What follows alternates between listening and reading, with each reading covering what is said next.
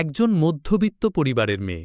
তার বাবা ছিলেন একজন সাধারণ কারিগর, কিন্তু তার চিন্তাভাবনা ছিল অসাধারণ।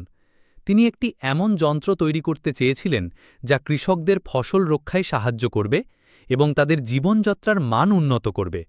হঠাৎ এক দুর্ঘটনায় তার বাবা মারা যান এবং তার স্বপ্ন অসম্পূর্ণ থেকে যায়।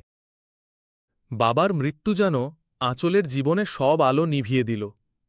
শূন্য ঘরে বাবার শেষ স্মৃতি খুঁজতে খুঁজতে সে হঠাৎ বাবার অসম্পূর্ণ যন্ত্র আর পুরনো ডায়েরি খুঁজে পায়। ডায়েরির শেষ পাতায় লেখা ছিল, আমার স্বপ্ন হয়তো অসম্পূর্ণ রয়ে গেল, কিন্তু কেউ যদি এটাকে পূর্ণতা দিতে পারে তবে আমার আত্মা শান্তি পাবে। এই লাইনগুলো আঁচলের হৃদয়ে ঝড় তোলে। যখন আঁচল বাবার স্বপ্ন পূরণের কথা বলে, তখন সমাজ তাকে উপহাস করে। আত্মীয়স্বজন বলে, মেয়ে হয়ে এত বড় স্বপ্ন, এটা কি সম্ভব? কিন্তু আঁচলের চোখে ছিল অদম্য জেদ। যদি ভিডিওটি ভালো লেগে থাকে তবে অবশ্যই লাইক করুন। আপনার একটি লাইক আমাদের আরও উৎসাহিত করবে। বন্ধুদের সাথে শেয়ার করুন যাতে তারাও এই গল্পটি দেখতে পারে। আর আমাদের পরিবারের অংশ হতে এখনই সাবস্ক্রাইব করুন এবং বেল আইকনটি প্রেস করে রাখুন যাতে নতুন ভিডিও আপলোড হওয়ার সাথে সাথেই আপনি জানতে পারেন।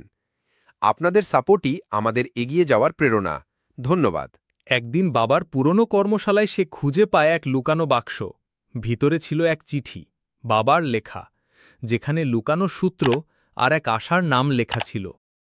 বাবার বন্ধুর খোঁজে আঁচল পৌঁছায় এক অবসরপ্রাপ্ত বিজ্ঞানীর কাছে।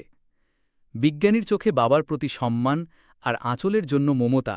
রাতের পর রাত চেষ্টা, ব্যর্থতা, হতাশা আর অশ্রুর পর অবশেষে তৈরি হল সেই যন্ত্র যা কৃষকদের জীবন বদলে দিল।